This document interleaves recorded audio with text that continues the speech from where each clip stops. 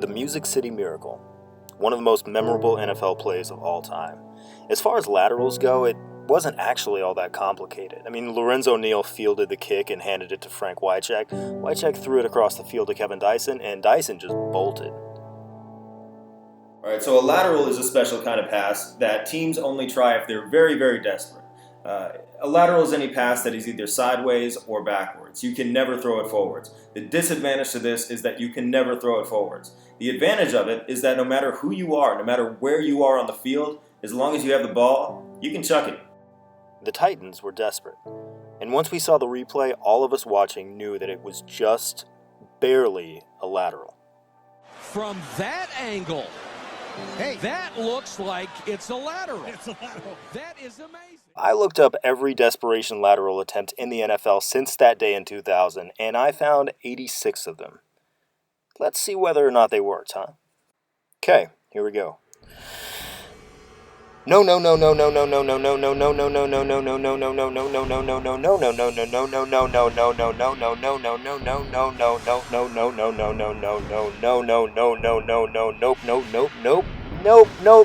Yes. No. One of them worked. 86 plays. One of them worked. December 21st, 2003, Jacksonville, Florida.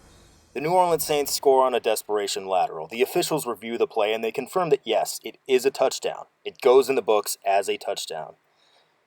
But in the world of laterals, even a yes is a no. A big, loud, tragic, terrified No! Oh my God! How could he do that?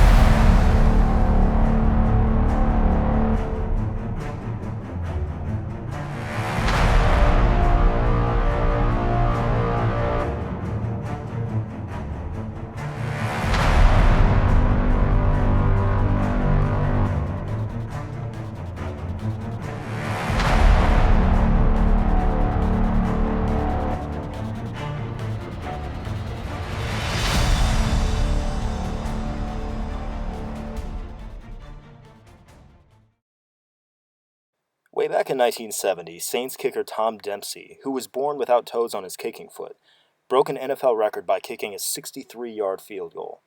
For decades, that was pretty much the only Saints moment worth celebrating. They went their first 20 seasons without a single winning record. As of 2003, the Saints had played 36 seasons and had never been to the Super Bowl. In fact, they'd only won one playoff game in their entire history. Not all that long ago, things were actually looking pretty good for the Saints. They hired the legendary Mike Ditka as their head coach, but then Ditka traded away all their draft picks, which is completely unheard of, just to land star running back Ricky Williams. Within 3 years, they were both gone, and the Saints returned to what they'd always been, an afterthought. But in 2003, the Saints overachieved. As of Week 16, they actually had a chance at the playoffs, and to keep that chance alive, they had to pull out a win against the Jacksonville Jaguars. They were down a touchdown with 6 seconds left. They had to go 75 yards in a single play, and they decided that their only hope was a lateral. So, about those 86 laterals I looked up, those were just the plays that actually had at least one completed lateral. I didn't even count the ones where a team tried to lateral and just screwed it up. That happens a lot. Like, here's a good one. This is from the end of a playoff game from a couple of years ago. Marcus Colston hauls in the catch in opposing territory. He could step out of bounds to stop the clock with a few seconds left. Instead, he wheels around and just throws what he probably wishes would be a lateral, but is actually totally an illegal forward pass into triple coverage. Bad job. See, that's the thing about lateral plays, though. They don't follow standard football logic, and they make seasoned veterans completely forget how to play football. Like this game from 2013. This one's great. This is one of the craziest lateral attempts I've ever seen. It features 7 laterals. It goes all the way up the field, and then backwards, and then forwards again, and then backwards again, until it finally gets back to the quarterback, Phillip Rivers, who just kicks it like he's playing soccer. You can't just kick it. This guy has been playing in the NFL longer than almost anybody, and by the end of this play, he doesn't even know what sport he's playing. And that's what makes this play all the more beautiful. Even aesthetically, look at it. Look at the lighting. Look at the sun setting at like 4:07 p.m. It's very late December. It's very, you have to go to work or school the next morning. It's kind of beautifully foreboding. 2 wideouts to the left, one to the right from the shotgun. Brooks pumps, throws down the near sideline to Stallworth. And Stallworth tries to get away from some people and does.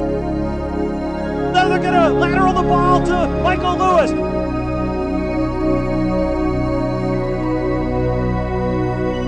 He'll lateral it to Deuce.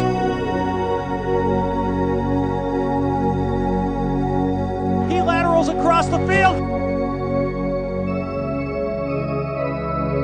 And the Saints are going to take it in with Pathan. If this is legal, they've done it. No.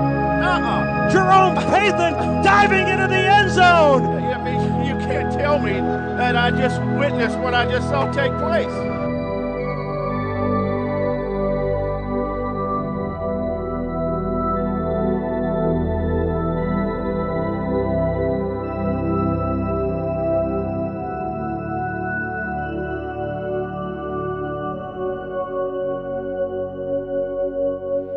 So a few things to talk about here. The first is that every great portrait needs a great subject, right? The Jags were that subject. They were horrible here. They were just beyond horrible. And that's what was necessary for this to work. Look at Stallworth. He's in no man's land, and he has two guys right on him. That this play even got past the 50 is kind of amazing. Second, Stallworth to Lewis. I went ahead and put these two stills together so we could look at them. Do you think that's a lateral? I think it is, and I think that even if I didn't think so, there's not enough evidence to overturn it. But this one is not in doubt. Deuce McAllister, who is a running back, who never throws the ball, threw a perfect spiral. I mean, this was a perfect strike to Jerome Pathan while he's going to the ground. That is incredible. The whole damn thing's incredible. 3 laterals, 75 yards against an NFL defense. Nobody's done it since. You know what's funny is making these videos is often kind of a lonely thing to do because I know that eventually you'll watch this, but in the meantime, I'm spending hours and hours by my damn self making this thing. And I feel like we have this like shared experience that we both know exactly what's going to happen and we both know it. I know that you know. And it makes me feel less lonely, and I appreciate that. So John Carney, one of the greatest kickers of all time, trots on the field to kick the extra point and tie the game up. Jeff Duncan, who is a writer for NOLA.com now, he was actually, years later, he wrote a piece on being there, and he remembers in the moments before the famous lateral play, Carney was kicking practice field goals into the net, which is weird because he knew that they didn't need a field goal. He knew they needed a touchdown, but he was just practicing that extra point over and over. Not many kickers would do that, but this is John Carney.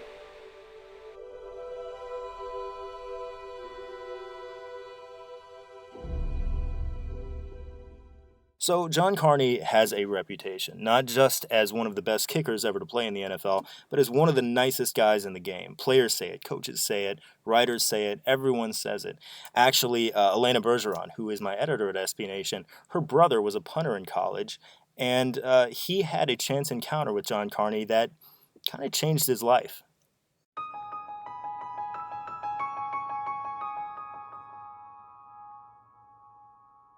He took some time out on his day off to kind of basically show me the fundamentals of kicking. I was good at kicking the ball, but I was really raw. I didn't really know the fundamentals, and he kind of took some time with me, spent about an hour, hour and a half kicking with me, kind of showing me what to do, how to strike the ball with the foot, you know, all the things that most football coaches can't teach you.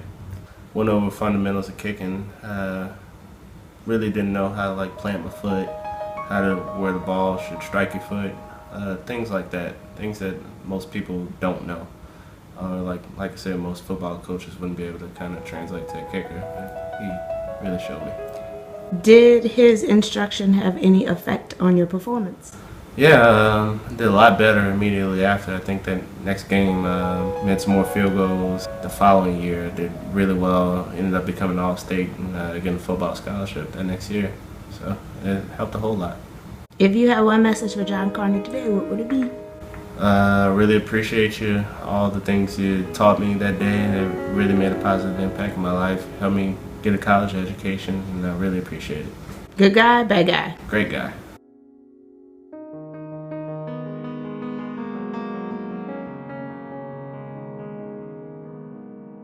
Hey, hi, sorry, me again. I'll make this quick. I just wanted to say it. I feel a lot of connection with you right now. You know the end of the story. I know the end of it. It's like you're in this room with me, this little tiny soundproof room that I'm getting really tired of, and I got armpit sweat. Yep, you guessed it. Everything goes exactly according to plan. All sorts of incredible plays along the line for the Saints to stay alive, pending the extra point by John Carney. And he missed. No! He missed the extra point wide right. Oh my God, how could he do that? No! No! No!